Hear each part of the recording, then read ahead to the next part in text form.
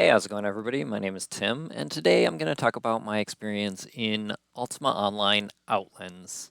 Now, to start, let me go ahead and just kind of give you a brief history. I started playing Ultima Online when I moved to Japan in 1998 as a way to get in touch with my friends back in the States. It didn't actually work out that way. I ended up having to play in the middle of the night, and they were never around, and it is what it is. But I got hooked on the game anyway. So, um, fast forward, I probably played the game pretty heavily on the original servers until probably about 2004, 2005, somewhere in that area. And then I picked it up again a few years ago, just kind of casually, probably in late 2017, mid 2018, somewhere in that ballpark. I don't remember exactly. But while I was playing, I heard about a new server that was in development. Checked out the beta for it. It's a private shard called Outlands. It's got a custom map, as you can see here. This is the actual game. Um, and when I started, I was hanging around on the forums and came across a guy named Akasha who wanted to start a guild called he was going to call Heroes and or Hero. The idea being we were going to be the anti-PK group of the Shard. Didn't actually end up working out that way.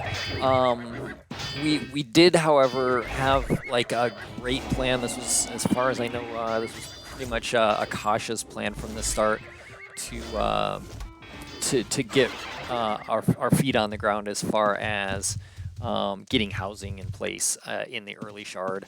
So what we ended up doing is we actually came here and spent the first 10 hours of the game at least. Probably, I mean, like a few days, in fact, is what we ended up really doing. Just chopping wood down, cutting these trees down to the point where we cleared this entire forest like over and over again, just constantly. And then we would run all our wood back. We had like 12 guys running 2 screens each, running all their wood back to a carpenter that we had just kind of stationed up here at the carpentry shop. And basically he was able to the carpenter, the player that was doing carpenter, not the NPC carpenter, was able to convert that wood into shields and just whatever that the NPCs would buy.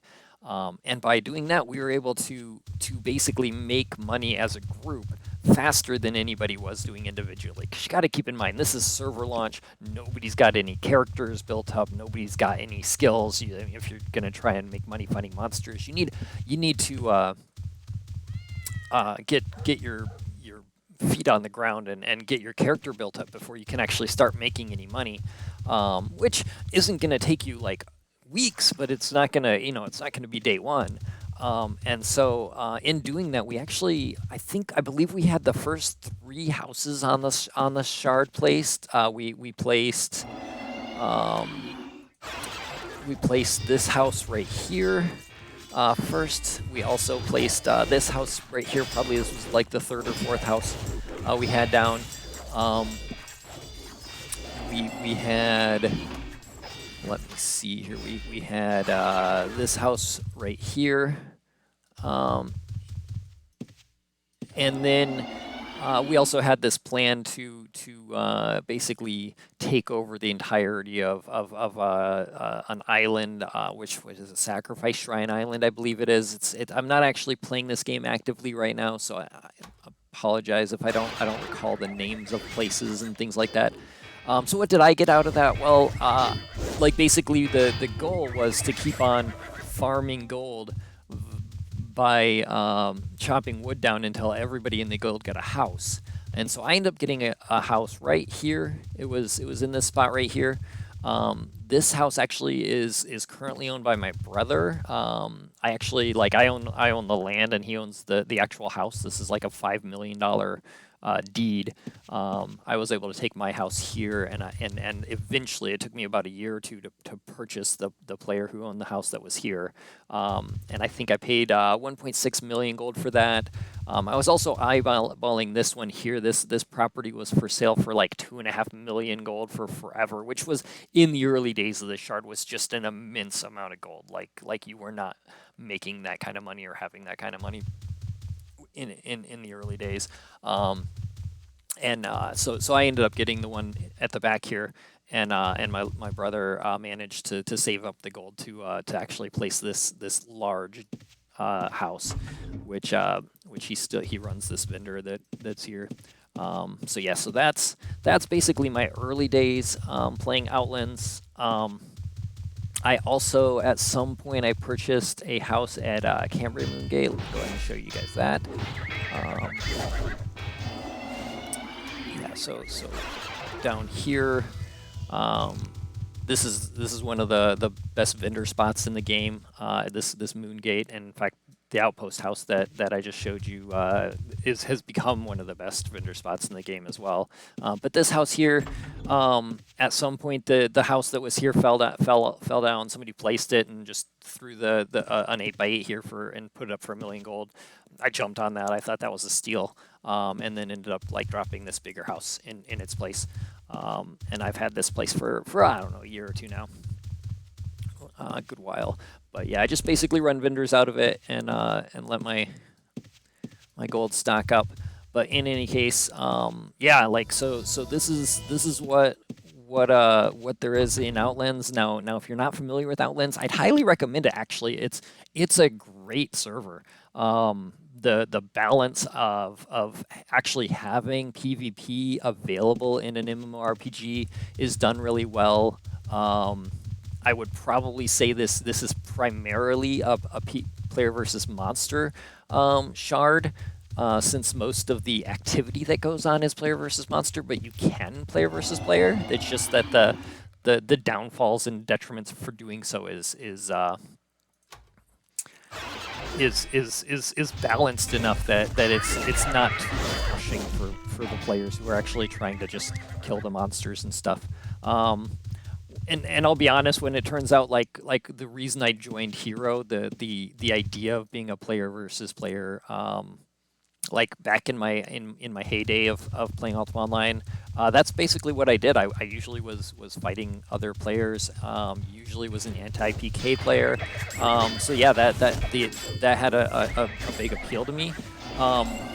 But when I came back, I mean, this is like 12, 13 years later, after I'd been in my prime of this game, and I couldn't. I trip over keys nowadays, and just I can't compete in the player versus player environment anymore. I'd probably say the only like great player versus player that we had in the guild was Akasha. He was a phenomenal PvPer. And what actually ended up after Hero kind of fell apart. I mean, that was a good 6 or 8 months that we were just dominating the shard as far as like building characters, fighting bosses. Like we had a guy in here that actually taught me how to one-on-one champions. Back in the day, you can't really do that anymore. But champions are big bosses that are intended to be like 8 to 10 player events, and basically like yeah, there was a guy, Wes Ferguson, and I believe he's still around in the game, but he figured out a strategy for just going one-on-one against these bosses, and with a Shadow Archer template.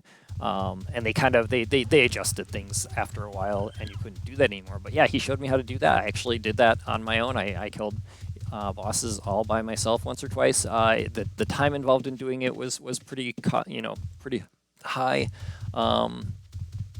Unless you got really good at it, which I wasn't, the best. I was fine, but not the best. And so yeah, I only managed to do it a handful of times because it would take me half a day to actually kill it.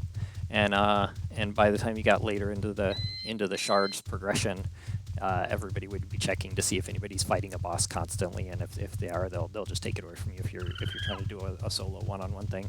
Nowadays, it's very difficult to actually fight a boss without half the shard note figuring it out and calling in their boys and stuff. You need to be in and out within 15 minutes or so, or you're going to get taken over.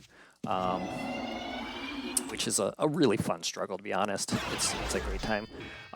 So you might ask, why? Hey, if it's such a great thing, why aren't you playing anymore? Like I can get into it. It's kind of I had two really bad events happen to me in the game. I don't want to dwell on them. Certainly nobody's particular fault, and I wouldn't say it's the game's fault. But I'll go ahead and describe them. What happened to me? The first thing that happened is one of my guildmates wanted a vendor spot, which all well and good. And what I did at the time, I had all of my my own belongings in the game, like kind of spread out here, and I needed to move move my vendor in order to give them the vendor spot that they wanted, which is fine. And so I unlocked the bag that I had my stuff in, or more specifically, I actually went and ran upstairs and dropped the bag where I wanted all that stuff. It was in this exact spot where the stuff is now, right here. And I dropped this bag down, and I said, "Hey, lock this bag down, make it a treasure, or make it a owner only bag." And then I ran down and grabbed all my stuff out of the other bag and moved it up in here and dropped it in here. Little did I realize that I forgot to unlock the bag that I had down there first. And as a result, when I came up here and said, "Hey, lock this bag down," I was at my limit of how many lockdowns I could have in the house. And so I got a little message at the bottom of the screen saying, "Hey, you don't have any lockdowns available." And I missed seeing that message, and I moved what was really at the time probably 3 to 5 million gold worth of items into the bag, and it disappeared overnight because it wasn't locked down. And obviously that's my fault, but I was pretty put back from it. Didn't play. I kind of I didn't quit, but I just kind of quit playing the game I didn't play on a regular basis for probably a good 6 months or so. And then I eventually came back and started grinding again and worked my way up to have a ton of resources. Obviously, I still had my houses, and my characters and everything like that. Like a lot of my development was there, but I had a huge reset on the items I owned. There was literally my books with all my I forgot what they're called, the lore books that you basically can put all of your the stuff you get from bosses and stuff. I had at the time I was working towards getting 120 taming, but I wasn't putting them on my character yet. I wasn't ready to commit to that, but I dumped a lot of money into the scrolls you need for that, and that was in there. So it was a devastating loss.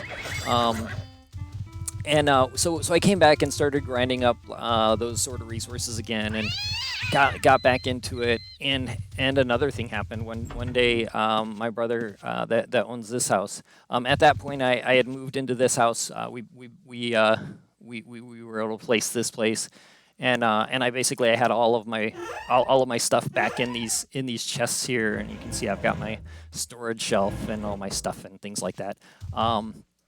And what happened, and unfortunately, my brother just didn't realize this, but anytime you edit a chest and say, "Hey, I want to change, I want to lock down a new chest," it gives you an option. There's a checkbox that says, "Hey, do you want to make the same access to this chest as the rest of the chests in the house?" And he clicked that without realizing what it was saying, which basically literally made every chest in the house friend access. And well, we have our entire guild and a bunch of people who just have vendors on the house are friends of this house. And somebody cleaned us out. Like they took everything we own that wasn't locked down. Like anything that was in a bag or chest was gone. And again, that was basically a complete reset on what I own in the world, other than my characters and my houses. I have a little bit in the banks, but I don't keep things in the banks too frequently. or at least the stuff I use day in and day out, and that's really what it is. So that's the story. At that point, I haven't played since then. I haven't played at least regularly since then. And again, I'm not trying I definitely don't want to discourage anybody from playing the game as a result of these two incidences, but they definitely at least put me off the game for a while. I'm hoping to come back and play this again someday. But in the meantime, you know, if you're a former Ultima Online player, this shard really does have the feel of Ultima back in the mid, probably the late 90s, early 2000s, as far as it's got the player versus player aspect and the fear that somebody could at any time come out and kill you while you're hunting, things like that. If you're in a dungeon, the dungeons are fully mountless, so you got to be on foot if you're in a dungeon. Let me show you just an example of what that's like. So you just basically hop into, this isn't a real dungeon. This is an underground place that is. Yeah, this looks new. I don't think this was here last time I was playing this area down here. I don't think I've ever seen that before. That's pretty cool. But in any case, yeah. So if you're in a dungeon, you're on foot, and you can't recall out. There are moon gates all over the place that are just like escape hatches. But yeah, so you can farm around the moon gates, and you can definitely get away from players. If you can use the tracking skill to keep tabs, it'll kind of let you know if a PK is coming, which gives you a couple seconds, at least 20, 5 or 10 seconds to make a run for it, which is plenty if you're paying attention. Or if you want to stand and fight, you can do that too. Let's see. There's the guild that's around now that I'm actually in an alliance with my guild. I'm in CFC. We're in an alliance with a guild called Path, and Path is actually doing exactly what Hero wanted to do. They're actually doing it though, where basically if you see a PK, I can literally just call it out in guild chat or in alliance chat more specifically, and more than likely, multiple players are going to just show up to kill those PKs within a few seconds. It's pretty cool. But so in any case, this is Ultima Online Outlands. It's a free server. They run on donations. Donations just get you cosmetics. Some people say there is a pay-to-win aspect of it because you can theoretically buy your donation currency and trade it for gold, but the exchange rate on it is really atrocious. And if you're doing that, you're not getting very far in the game for the money you're spending. So I would definitely not consider this a pay-to-win by any stretch. There's a play-to-win aspect where you build up your characters, and there's aspects that spec your character way past the standard. At least for player versus monster combat, will spec your character way past the standard Ultima Online. So yeah, so I hope you enjoyed this video, and if you want to go ahead and like and subscribe if you like this content, check out my other content. Otherwise, have a good day.